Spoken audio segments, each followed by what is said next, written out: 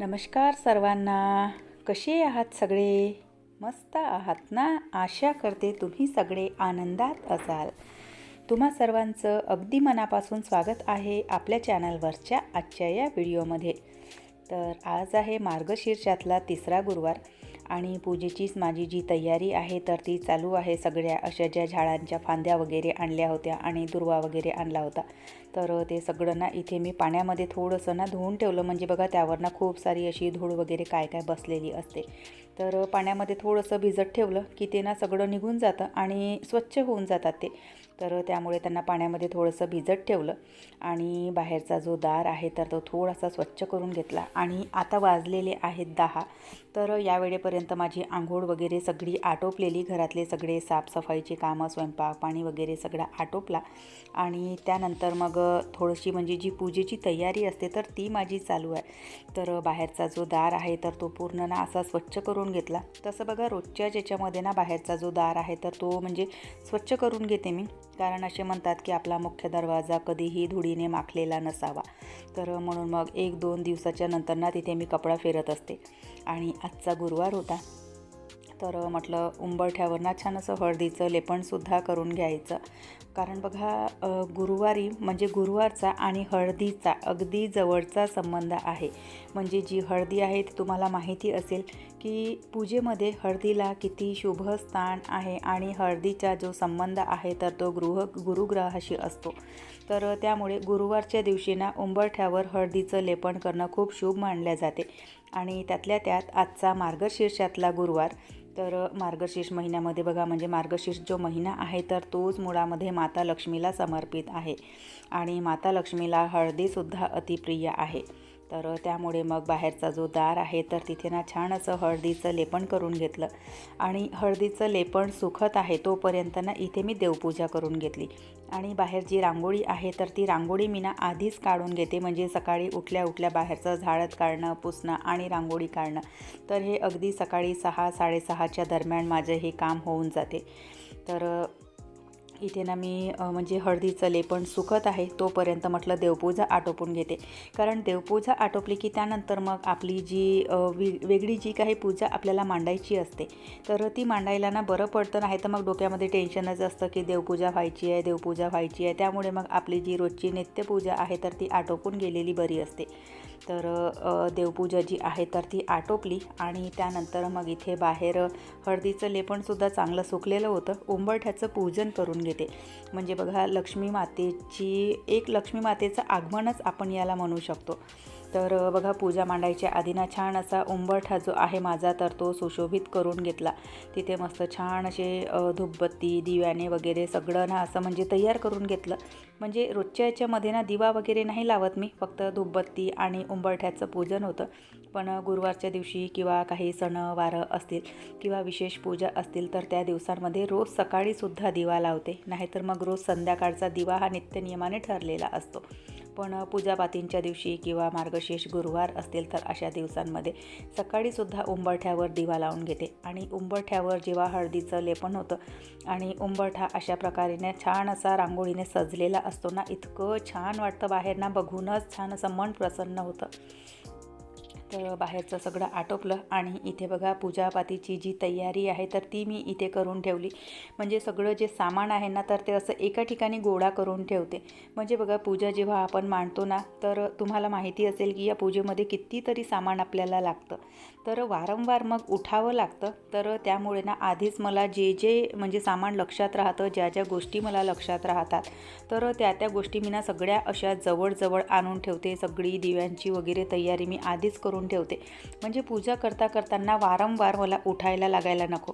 तर त्यामुळे मस्त छान अशी तयारी करून घेतली आणि अशा प्रकारे बघा मांडणी करून घेतली. तर बघा जेव्हापासून मार्गशीर्षचे गुरुवार चालू झाले म्हणजे आजचा ना हा तिसरा गुरुवार. तर आजची जी पूजा आहे तर ती अगदी म्हणजे मनातून आणि शांतीपूर्वक माझी जी पूजा आहे तर ती सुरू आहे. त्याचं कारण असं की पहिला गुरुवार तर माझं काही जमलं नव्हतं, महिन्याची अडचण होती. आणि दुसऱ्या गुरुवारी जसं की मी तुम्हाला आता या 2-3 दिवसाच्या आधीपर्यंत सांगितलं, 2-3 व्हिडिओमध्ये मी तुमच्यासोबत शेअर केलं की मागच्या गुरुवारी ना म्हणजे मॉनिटायझेशनचा जो मेल आहे, म्हणजे मॉनिटायझेशन रद्द झालं म्हणून त्याचा जो मेल आहे तर तो गुरुवारला सकाळी सकाळी आलेला. तर त्यामुळे मागच्या गुरुवारीसुद्धा पूजा तर मी सगळीच केली, पण बघा एक ना मनामध्ये कुठेतरी ना टेन्शन राहतं. ते जेव्हा आपण फ्री माइंडने पूजा करतो तर ती गोष्ट वेगळीच असते. आणि मनामध्ये काही टेन्शन असेल, काही असेल तर बघा कुठेतरी एका कोपऱ्यामध्ये ना आपलं जे मन आहे तर ते अस्वस्थ असतं. पूजा वगैरे मागच्या वेळेला मी सगळीच केली, असं नाही. जी प्रॉब्लेम आहे तर ती प्रॉब्लेम बाजूला ठेवून पूजा वगैरे मी सगळीच आटोपली. पण तरीसुद्धा बघा मनाच्या एका कोपऱ्यामध्ये ना कुठेतरी ती गोष्ट जी आहे ना घर करून असते आपल्या, आणि सतत तेच ते विचार डोक्यामध्ये चालत असतात. तर बघा त्याचा परिणाम ना आपल्या पूजेवर सुद्धा होतो. तर त्यामुळे मग म्हणजे आजची जी पूजा आहे तर ती अगदी अशी शांतीपूर्वक आणि मनातून जी पूजा म्हणतो आपण तर ती झालेली. आणि खरंच म्हणजे अशी मनातून जेव्हा पूजा होते ना तेव्हा आपल्याला सुद्धा छान असं प्रसन्न वाटतं आणि चांगलं वाटतं. तर छान अशी बघा मस्त ना पूजा म्हणजे जी मांडणी आहे तर ती माझी चालू आहे. विड्याच्या पानांवर गणपती बाप्पा, लक्ष्मी माता, आणि यावेळेला म्हटलं विष्णू भगवानांचं म्हणजे लक्ष्मी नारायण जे आहेत तर ते ना छान असे जोडीने पूजावे. प्रत्येक वेळेला मी इथे लक्ष्मी माताच ठेवते. यावेळेला विचार केला की लक्ष्मी माता आणि विष्णू भगवान तर यांची ना छान अशी जोडीने पूजा करायची. सोबतच श्रीयंत्रसुद्धा ठेवलेलं आहे. आणि इथे कलशाची जी तयारी आहे तर ती माझी चालू आहे. कलशामध्ये छान सुपारी, दुर्वा, पैसा आणि फूल, झाडांच्या डहाळ्या असं सगळं ठेवलेलं. आणि हे हिरव्या रंगाचं वस्त्र होतं माझ्याकडे. म्हणजे हे जे वस्त्र आहेत तर बघा जेव्हा ना नवरात्रीमध्ये आपण कलश मांडणी करतो तर त्यावेळेसाठी ना असे वेगवेगळे वस्त्र मी आणत असते. म्हणजे रोजचे वस्त्र तसे काही बदलत नाही मी, पण त्यावेळेला बघा असे छान छान ना वस्त्र आपल्याला ना दुकानामध्ये दिसतात किंवा मिळतात. तर हेच ते वस्त्र जे आहे तर ते मी आणून ठेवते. तर तेच मस्त छान छान असे ना प्रत्येक गुरुवारी वेगवेगळे लावायला बरे होतात. आणि मस्त छान अशी जी मांडणी आहे तर ती मी करून घेतली. फळांचा नैवेद्य, दुधाचा नैवेद्य, आजूबाजूला छान अशी रांगोळीची आरास करून घेतली आणि सोबतच दिव्यांची सुद्धा आरास करून घेतली. तर आज बघा छान मस्त ना हिरव्या रंगाचं वस्त्र मी देवी आईला घातलेलं. आणि सोबतच माझी आजची जी रांगोळी आहे तर ती सुद्धा मस्त छान अशी हिरव्या आणि पिवळ्या रंगामध्ये झालेली. म्हणजे जी पूजा आहे आणि देवी आईचं जे वस्त्र आहे, जी पूजा आहे आणि रांगोळी आहे तर ती अगदी अशी एक दुसऱ्याशी मिळती जुळती. आणि आजची सुद्धा पूजा ना खूप सुंदर वाटत होती. कॅमेऱ्यापेक्षा ना वास्तवामध्ये जी पूजा आहे ना तर ती खरंच खूप सुंदर दिसत होती. अगदी असा सगळा खाली गालीचा पसरला आहे की काय अशा पद्धतीची आजची पूजा दिसत होती. आणि खरंच सांगते तुम्हाला माझंसुद्धा मन ना म्हणजे जेव्हा पूजा ना अशी छान होते ना तर माझंसुद्धा मन ना अगदी असं प्रसन्न राहतं. असं काही नाही की पूजा आपल्याला इतकी म्हणजे सगळं असं सजवायलाच हवं म्हणून. अगदी साधीसुद्धा पूजा खूप छान वाटते. पण आता बघा कोणाला कशी आवड राहते, कोणाला कशी आवड राहते. तर त्यामुळे आवडतं मला पूजेमध्ये छान अशी साजसज्जा करायला. फारसं सामान काही माझ्याकडे नाही, पण जे सामान आहे त्या सामानामध्ये मी सजवण्याचा प्रयत्न करते. तर अशा प्रकारे बघा आजची जी पूजा आहे ना ती मस्त अशी छान झालेली. त्यानंतर मग देवीची जी पोथी आहे, महालक्ष्मी आईचे जी गुरुवार आहे तर बघा त्याची पोथी असते, सार असतो, महात्म्य असते. तर त्यांचंसुद्धा वाचन मी आजसुद्धा सकाळीच करून घेतलं. कारण मग संध्याकाळच्या वेळेला ना खूप अशी धावपळ होऊन जाते. संध्याकाळी मग पुन्हा आणखी नित्य जे वाचन असतं माझं तर ते सुद्धा करावं लागतं. आणि सोबतच बघा आज सायंकाळच्या वेळेला ना किट्टूलासुद्धा शाळेतून घ्यायला मला जायचं आहे तिला. कारण तिची जी शाळेची गाडी आहे तर सायंकाळी ती येणार नव्हती. तर त्यामुळे पुन्हा आणखी सायंकाळी तिला शाळेमध्ये घ्यायला जायचं होतं. आणि शाळा तिची ना बरीच लांब आहे, 5-7 किलोमीटर शाळा आहे तिची. आणि सायंकाळी 6ला सुट्टी होते तिला. तर त्यामुळे सायंकाळी म्हटलं पुन्हा आणखी थोडीशी धावपळच होणार. तर म्हणून मग जे वाचन वगैरे होतं तर ते सगळं मी आत्ताच करून घेतलं दुपारच्याच वेळेला. नमस्कार. तर आज आहे मार्गशीर्षातला तिसरा गुरुवार आणि तिसऱ्या गुरुवारची जी पूजा आहे तर ती छान अशा प्रकारे झाली आहे. आज मस्त छान सगळं असं पिवळ्या आणि हिरव्या रंगामध्ये जुळून आलं आहे आणि खूप छान पूजा झाली.